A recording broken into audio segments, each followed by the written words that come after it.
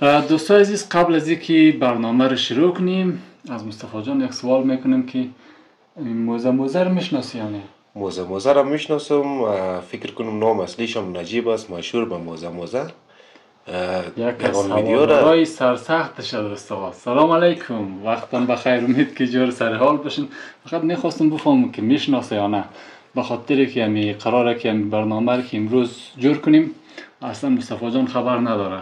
ما فقط خودم تصمیم گرفتیم که روی امی کار کنیم. زنگ زدم آمد، به خاطر سوال کردم که میشناسه یا نه. حال خوب میشناسه، بس خوبه در ادامه بیشتر معلومات دی بلده موزه و معلومات شریک کن. سلام عرض ادب خدمت تمام دوستای عزیز، انشالله که جور صحتمند و سر حال باشین. باز شما را دوباره خوش آمدید میگم به چنل یوتیوب خودتان نکسان چینل. و نظیم جانم پرسان کرد که موزه را میشناسی یا نه. موزه را میشناسم و نام اصلیشم نجیب است، مشهور به موزه. ایره شنیده بودم که یورو را در میداد و بسیار بهتر میگفت که ما در اینجا کمک کردیم، اونجا خدمت کردیم، پل ساختیم، مسجد ساختیم. مگر ما با ثبوت گیرش کردیم دوستای عزیز، هم بیادرش هم مامایش. از زبان خود از اونا میشنویم و مگه ما شما که چی میگه درباره موزه. دوستا، کسی که رفته جای موزه رو پیدا کرده، مامای موزه رو پیدا کرده، به نام عباس ورزگانیه که میبینیم چی گفتنی داره مامای موزه. ما خو کارلای صاحب گرچه اجی موزه خندوانم هستیم برادر جان، ولی حقیقت تلخ. ما همیشه کوشش کنم که برادر رفیقی مثلا جایش، ولی حقیقت میگم دیگه. ما از برادر شب با سوالان که ما موزه دیدیم که پول در داد، ما موزه دیدیم که چاغری ما مسجد جور کردم. ما گفت نه برادر جان بودم خیلی کمک های دیگه در افغانستان کردم.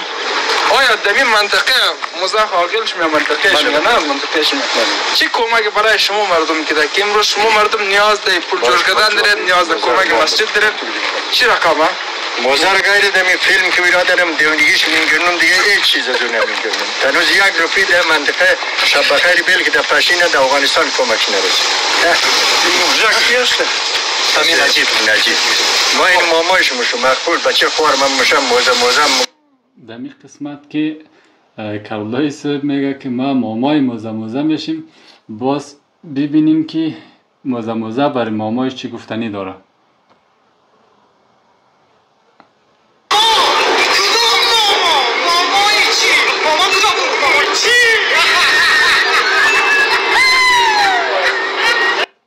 در این قسمت که میگه کدام مامای چی، دیاتی فیلمی غفار قطبیار میفتم که در اونجا میگه کدام مامای چی. این جواب موزه که قبول نداره که میگه که مامایش نیست. کدام مامای چی؟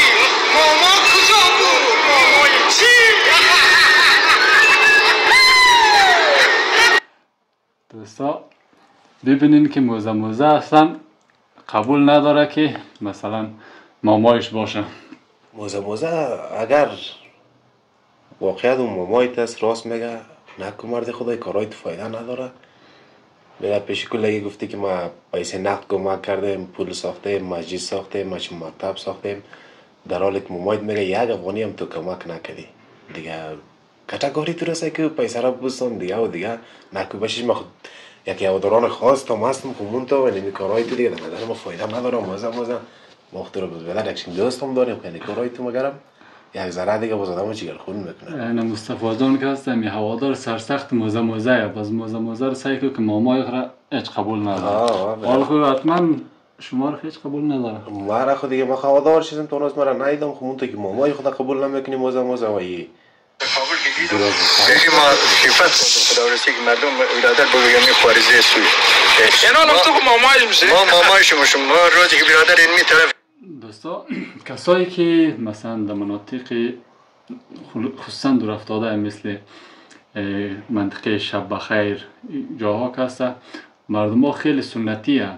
وقتی که مثلا یک کار حتی خارزادش هم نه از منطقهش باشه، همچنین یک کار مثل موزه و در تیک تاک یگان کارهای مثلا به اصطلاح گفتیم مامایش دیوانگی کنه، اونا خیلی خفت مخرشر میشه. با واقعیت مردم افغانستان در کل سنتیه، باز مردم های اطراف هسته زیادتر سنتی و خیلی سرش تاثیر بنه. میال به حضور ما میبینیم که مامایش بخیر یک رقم شرمنده ای که همین موزه خوارزاده شه.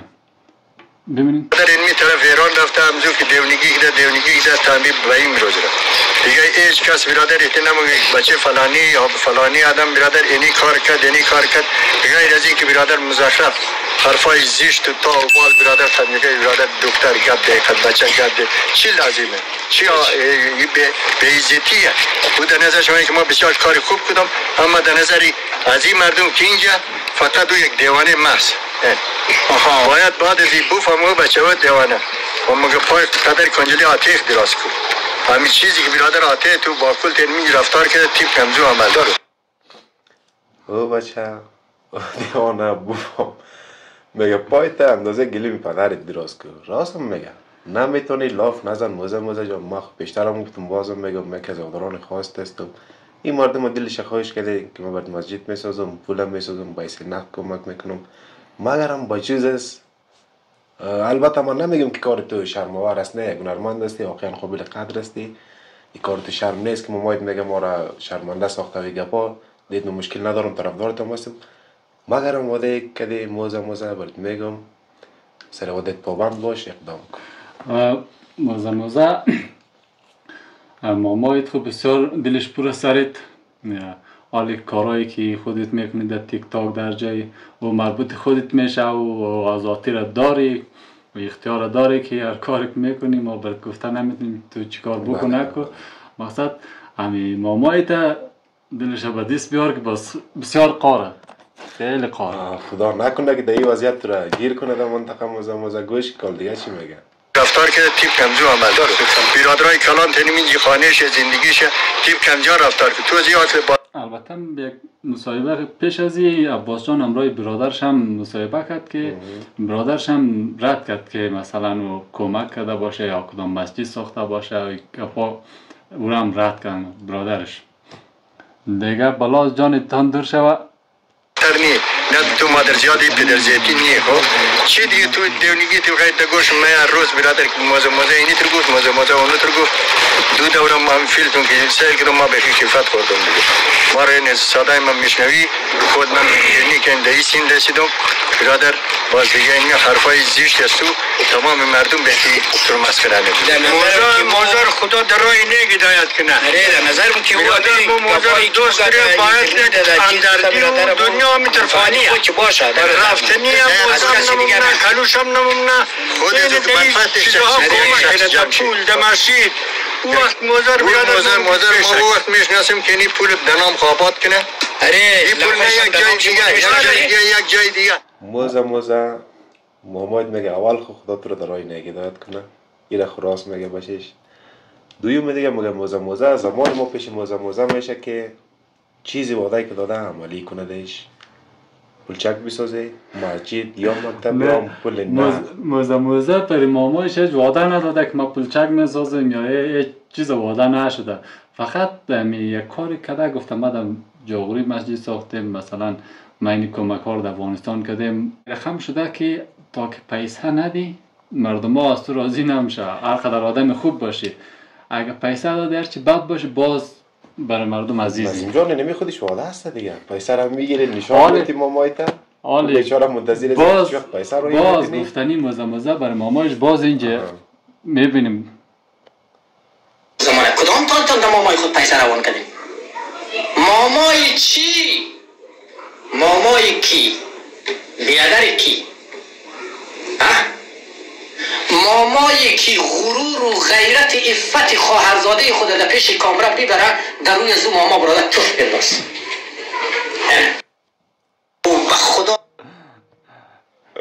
راست هم میگه برادر امی کدام تان بر مامایتان پیسه روان کردین که مامای زید اینقدر دلش پر سر موزه امی حالی خودت بر مامایت پیسه روان کردین عظیم جانی بغیر از ماما بیادر خودم گفت کدام تان بر بیادر پیسه رایی میکنه نه برادر بر برادر خود پیسه رایی کو باز در یک ویدیوی دیگه اصلاح کرد موزه گفت بجز پدر مادر بیادر گفت دیگه من هیچ چیز ندارم گفت ماما رو نمیشناسم یعنی بود گفتنی های موزه برای مامایش خدا کنه که این برنامه ما مورد پسندتان قرار گرفته باشه لایک و کامنت سابسکرایب یادتان نره. تشکر که ما را بیننده هستین. جور و سلامت باشین.